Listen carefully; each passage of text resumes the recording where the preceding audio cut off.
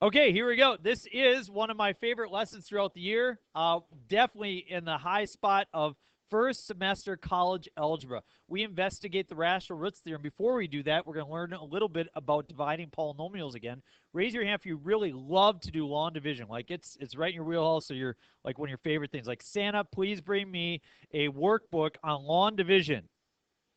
Nobody's hand went up. So let's get rid of that whole long division piece and let's go to synthetic division.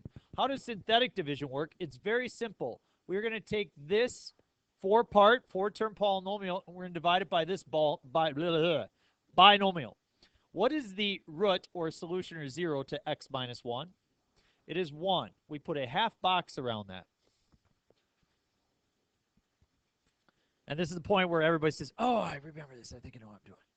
So there's a good chance that you remember a lot of what's going to happen in the lesson today, but you probably don't remember why you're doing it, what it really means. I want you to focus on that so that we understand the why behind what we're doing. I place a 1, a -4, a 2, and a 1. I draw the line and the box, and I put R for remainder. Now, I know that Jay Hansen probably taught you to do the same type of thing, but she maybe taught you to do it in a different way. Just forget that and move on to the way I do it, okay? Because I'm not changing. So. What do we do with the 1? Drop it down. And then we take 1 times 1 to get 1. It's a natural reaction. Okay, -4 plus 1 is -3. We multiply. -3. We add 1. We multiply. 1 times 1 is 1. Whoa, what happened there? I'm sorry, this was a -1. And we add and we get 0. Turns out the remainder is 0. This is my remainder. This is my constant. This is my x term. This is my x squared term. So it turns out that I get x squared minus 3x minus 1. Are you okay with that? Is that a lot easier than long division? It is. What do I put in the box up here? -2.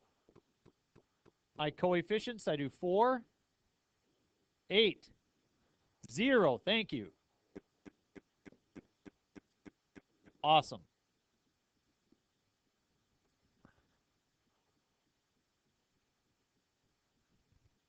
What do we start with? 4, -8. Add 0. Multiply 0. Add 0. Multiply 0. Add 4. -2 times 4 is -8. Add, and I get -15. Remember, we start with our remainder, we work backwards. This is our constant, our x squared, and our x cubed coefficients. So before x cubed, I don't need the x squared, I don't need the x, I just need the 4. And then we have a -15 over the divisor, which is x plus 2.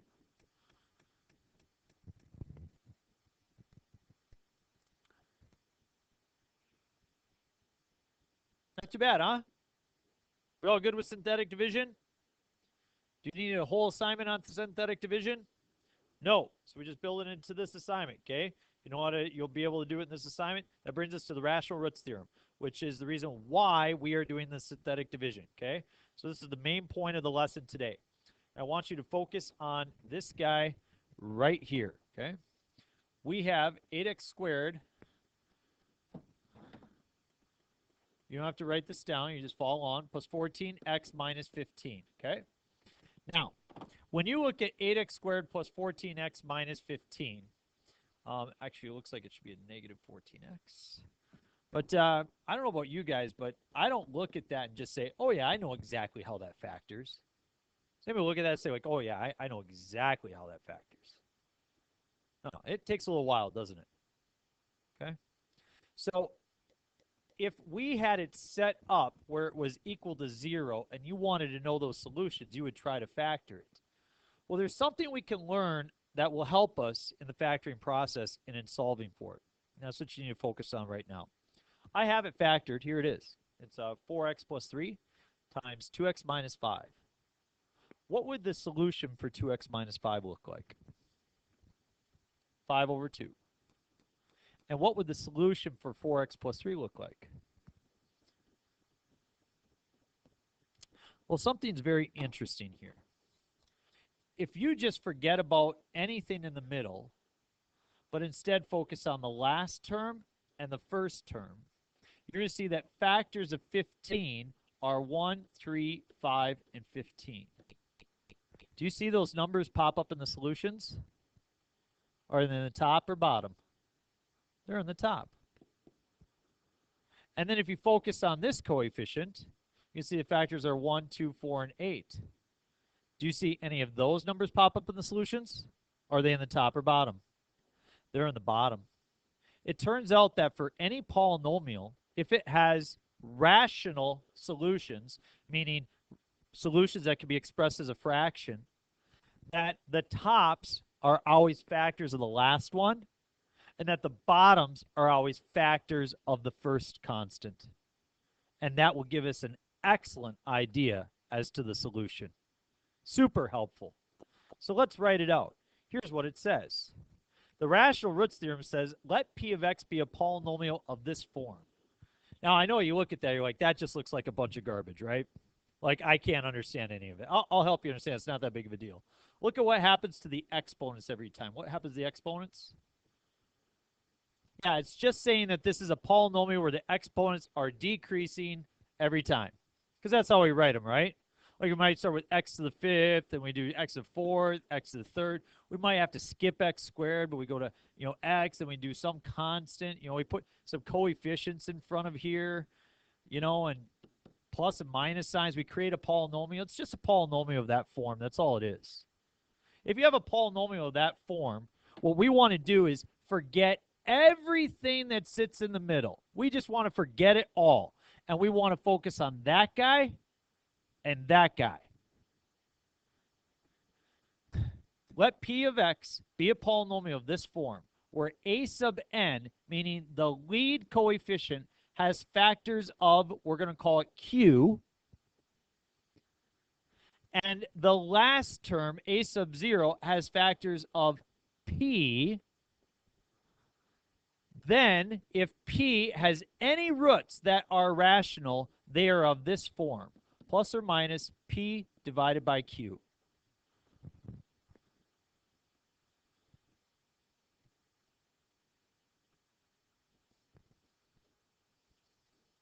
Let's apply it, put that with synthetic division, and make our work.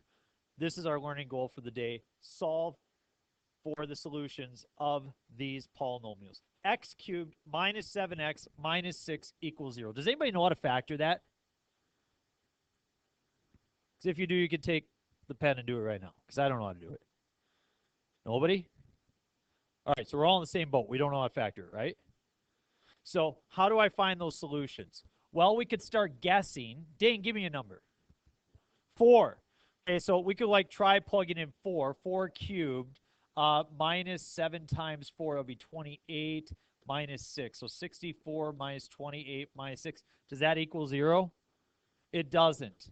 There's a whole lot of numbers to choose from between negative infinity and infinity, right? Would anybody like to narrow that list? Let's narrow the list. Rational roots theorem says super easy to narrow it. Identify the degree, 3. That means that there's 3 solutions. Identify your p's. P's are factors of the last constant there. What are factors of 6? 1, 2, 3, and 6. Q's are factors of the front coefficient. 1. That means instead of looking at an infinite number of choices for the solutions, we narrow it down to this select group. 1 divided by 1, we write plus or minus. 2 divided by 1, we write plus or minus 2. 3 divided by 1, plus or minus 3. 6 divided by 1, plus or minus 6. We know that 4 is not even an option to choose. Only these 8 could possibly work if there's rational solutions. What number in here would you like to try? 2? Let's try 2. I plug in 2. 2 cubed is 8. Minus 7 times 2 is 14. Minus 6. Does that give me 0? It doesn't. Give me a different number to try. 3. 3 cubed, 27. Minus 7 times 3 is 21. Minus 6. Does that give me 0? Yes, 3 worked. Does everybody see that? If 3 worked, that means that x minus 3 is a factor. It divides evenly into it. So I'm going to divide x minus 3 into that polynomial.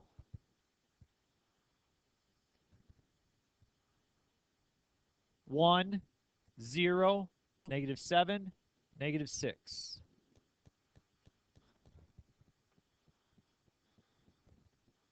Drop the 1, multiply by 3.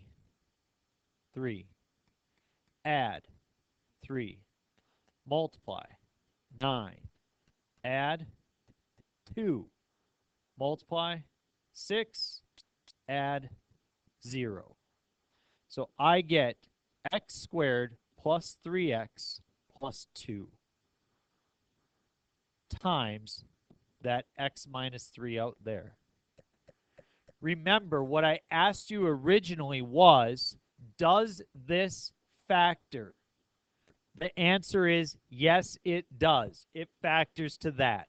There's no way you would have known that unless you would have made a guess from these sets of numbers and to see what you get. Does this guy now factor? X plus 2, x plus 1 times that x minus 3. I now have all 3 solutions. Negative 1, negative 2, positive 3. Not only do I have all 3 solutions, but are they listed as some of my choices? Yes, they are. Is that nice? There you go. Do you recall this a little bit from last year? Some do, and some have blocked it from their memory forever. Very good. Okay. All right. Let's try the next one. Degree is 3. P's are factors of the back. What are the factors of the back? 1, 2, and 4. Q's? 1. So my choices are plus or minus all the P's divided by all the Q's. Plus or minus 1, plus or minus 2, plus or minus 4. In general, it's easiest to just try 1. Let's try 1. 1 cubed, 1. 1 squared times 3, 3 minus 4. Does that work? It does. So if that works, then what's the factor? X minus 1. We're going to take the x minus 1 and divide it into the polynomial.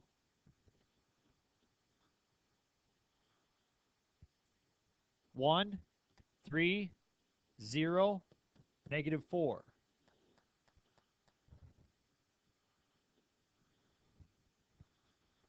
What do I do first? And multiply. Add, multiply. Add, multiply. 0. So I get x squared plus 4x plus 4 times that x minus 1. Turns out that's how it factors. Does x squared plus 4x plus 4 factor? To what? X plus 2 times x plus 2. So therefore, I have solutions of -2, -2, and +1. If a solution happens more than once, you must list it once. The number of solutions should always work out with the degree of the polynomial. If I asked you to graph it, would you be able to graph it?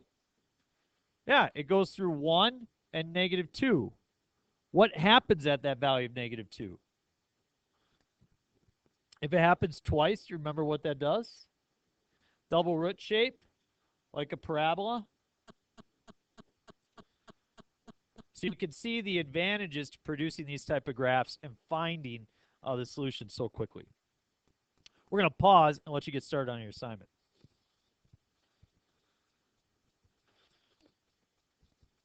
So we look at a problem like number 3, where you can see we have a degree of 3. I probably should have gone to the third one before we took a break, but you guys looked like you were ready to fall asleep, so I needed to shake things up a little bit.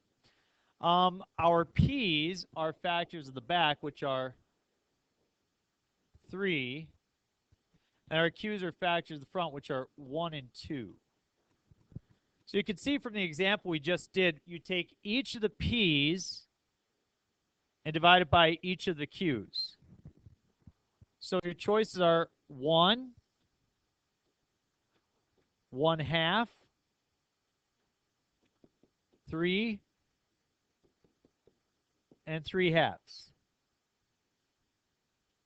Well, that's not bad, right? Now, we'll see if you can pick up on this. Well, we have 8 choices, and just by looking at it, I can eliminate 4 of them right off the bat. Half of them I know will not work. Anybody know how? The negatives will work. Why will the positives not work? Yeah, it's all adding. If you plug in a positive and adding it up together, you're never going to get to 0, are you? You have to have a negative in there somewhere. So I shouldn't try any negative values here at all. None of them. So, did I say that right? You shouldn't try any positive values. You should only try negative values. What's the first negative value you want to try? -1. Sounds good.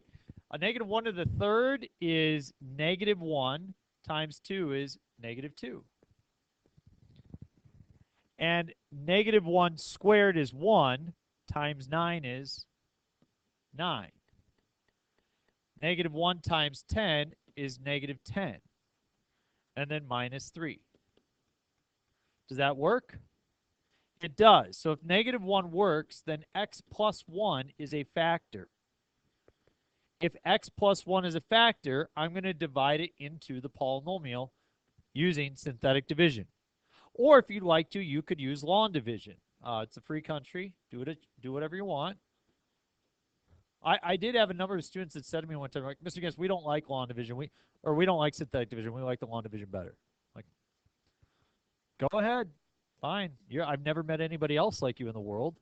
And I'm guessing you're going to change your mind before the day's over, but like, no, we're pretty sure. We don't get the synthetic thing. We like the long division thing.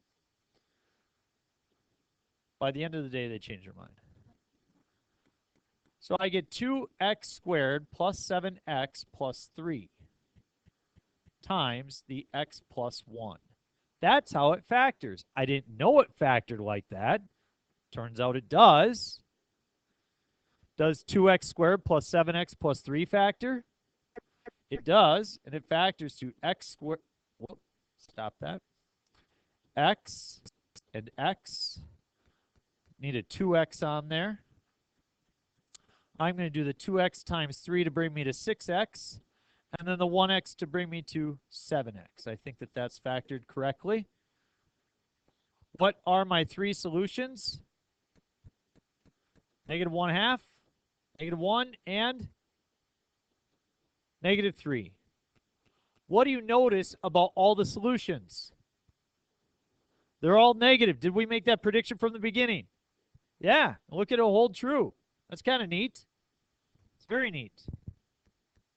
We're going to skip number 4 and go to our last problem for the day, which is right here. What's different about this one? Got the 48 and got the 4. All right. The Q's, just 1. But the P's, we got to list all the factors of 48, plus or minus. Plus or minus 1, plus or minus 2, plus or minus 3, plus or minus 4, plus or minus 6, plus or minus 8, 12, 16, 24, 48. All right. If you don't like that one, try 512 sometime. That one's a doozy. You might just go home and do that for fun. Right before the nap? Yeah, okay. Helps me fall asleep. Okay, all right. What do you want to try? Want to try 1? 1 plus 7 minus, or plus 8 minus 28 minus 48. Does 1 work? No. 2? 6? You want to cute? You want to take 6 to the 4th power? Crazy man. Let's do 2. 2 to the 4th is 16. 2 to the 3rd is 8 times 7. 56. Not looking good so far. 2 squared is 4 times 8. Oh boy. 28 times 2.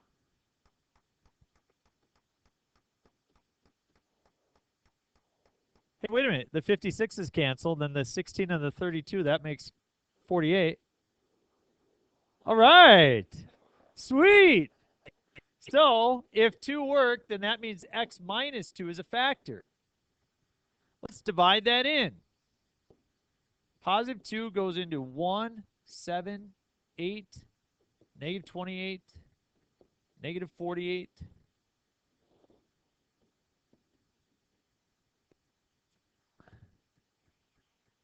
Drop the 1.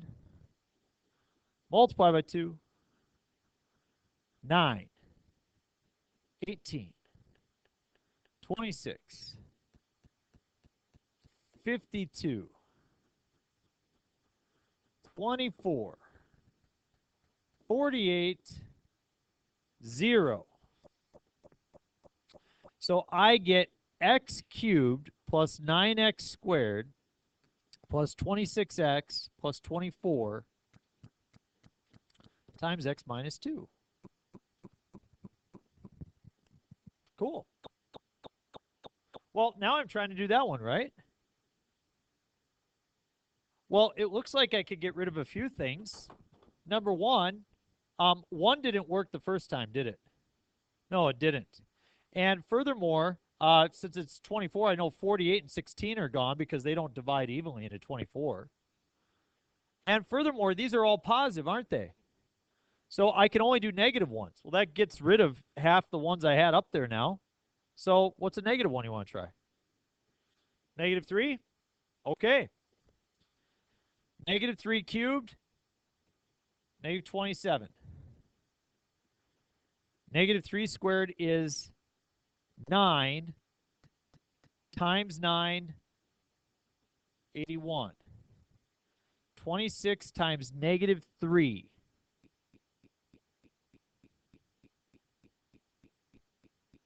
Negative 78 plus 24.